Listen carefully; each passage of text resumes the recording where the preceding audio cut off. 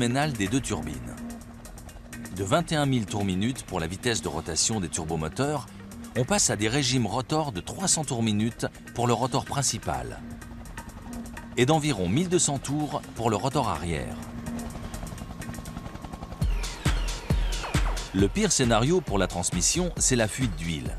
Sans lubrifiant, les engrenages s'échauffent et finissent par se détériorer. Et si la transmission s'arrête, les rotors aussi.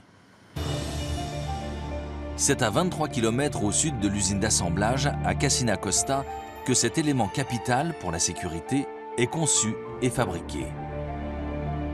Pour tranquilliser les acteurs de l'exploitation pétrolière et gazière offshore, l'équipe doit relever un défi inimaginable.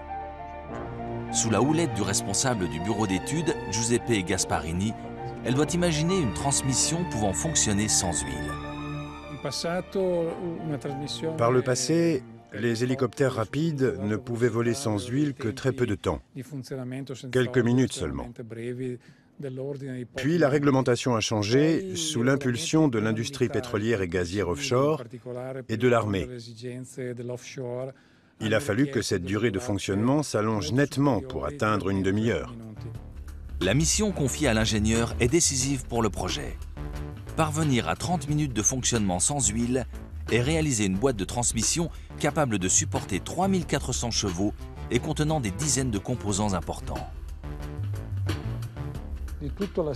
La partie la plus sollicitée pour faire fonctionner un moteur sans huile, c'est l'endroit où la vitesse et la puissance se font sentir. Mais Giuseppe Gasparini a plus d'un tour dans son sac. Il a trouvé un moyen de contrer la fuite en limitant l'écoulement d'huile depuis cet endroit stratégique. La condition absolument indispensable, c'est de créer des réservoirs à l'intérieur de cette zone.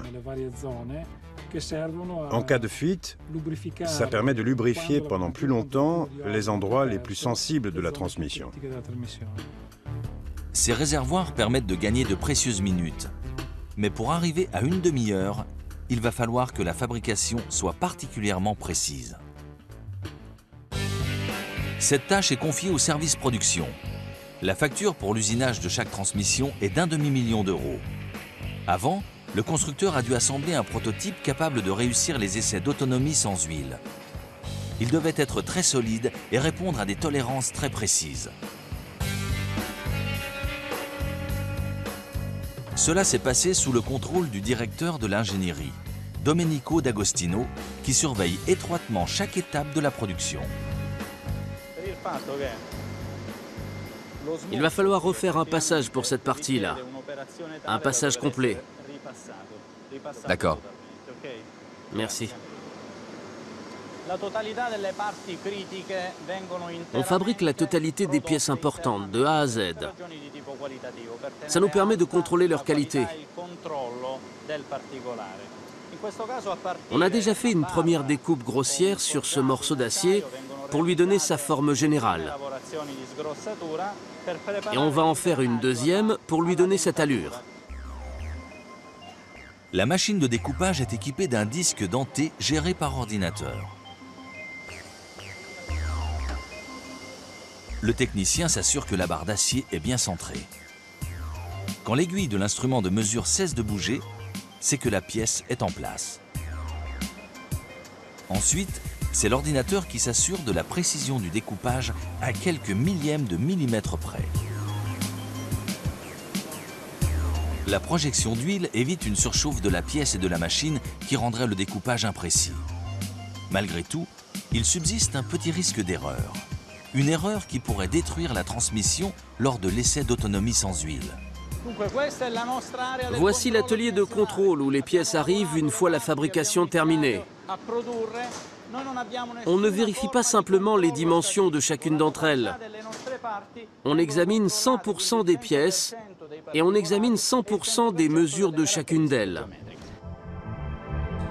Cette salle est isolée du reste de l'usine pour que son humidité soit en permanence de 50% et sa température à exactement 20 degrés. 1 degré de plus et les pièces métalliques se dilateraient et fausseraient les mesures. Or, chaque pièce doit respecter des normes rigoureuses. Je ne suis pas le mieux placé pour vous parler de cheveux, mais les tolérances sont encore moins épaisses qu'un cheveu humain. La surface de chaque dent de chaque engrenage est vérifiée. En cas de défaut, la pièce est rejetée. Et un ordre de rectification est envoyé à la machine de découpage qui s'est chargée du travail pour que l'erreur ne se reproduise pas. Cet appareil, lui, fait apparaître des micro-fissures éventuelles à la surface du métal. Mais certaines pièces sont trop complexes pour être mesurées par des machines. Des hommes prennent donc le relais. Mais pas n'importe lesquels. Pour travailler ici, il faut avoir au moins 20 ans d'expérience. Et les apprentis ne sont pas non plus des novices. Il faut former la nouvelle génération, donc les jeunes sont pris en main par leurs collègues plus anciens. Tout le monde n'est pas destiné à travailler dans cet atelier. Seul un apprenti sur 5 sera finalement titularisé ici. Après un tel souci du détail, l'étape suivante paraît incongrue. Une bonne partie de ces pièces usinées avec tant de précision ont droit à un baptême du feu. Dans ces fours, certains composants vont cuire pendant une semaine à des températures atteignant 575 degrés. Vital pour la fabrication d'une boîte de transmission quasiment indestructible, ce procédé durcit le métal. Une fois cuites, les pièces sont plongées dans l'huile, puis mises au congélateur à moins 95 degrés.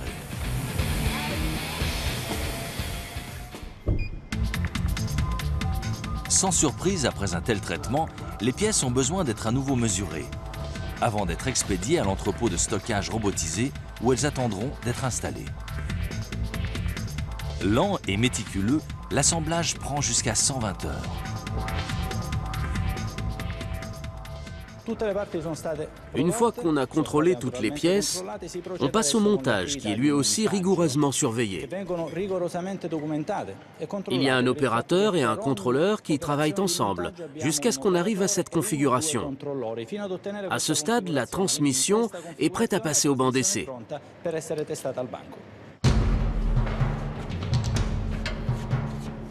Après un an de travaux, la transmission est prête pour les essais.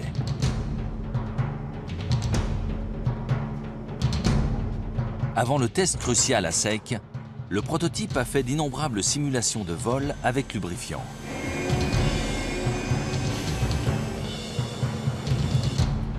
L'heure est venue du grand défi, l'essai d'autonomie sans huile d'une demi-heure. Une fuite a été provoquée, puis le test a commencé.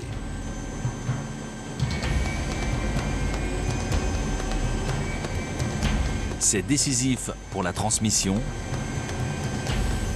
pour l'ensemble du projet AW139 et pour Giuseppe Gasparini. Le test d'autonomie sans huile a été la partie la plus stressante. Parce que même s'il ne durait que 30 minutes, on avait l'impression qu'il était terriblement long. Et tant qu'on n'était pas au bout, on ne pouvait pas savoir si on avait réussi ou pas. Et au bout d'une demi-heure, pour être bien sûr que la transmission a réussi le test, on la démonte et on examine l'état d'usure de chaque composant. Elle a fait mieux que résister. Elle n'a subi aucun dégât. C'est un résultat excellent pour toute l'équipe. La dernière phase a été très éprouvante, très fatigante. Elle a mobilisé beaucoup de gens et au final, ça a été un grand soulagement.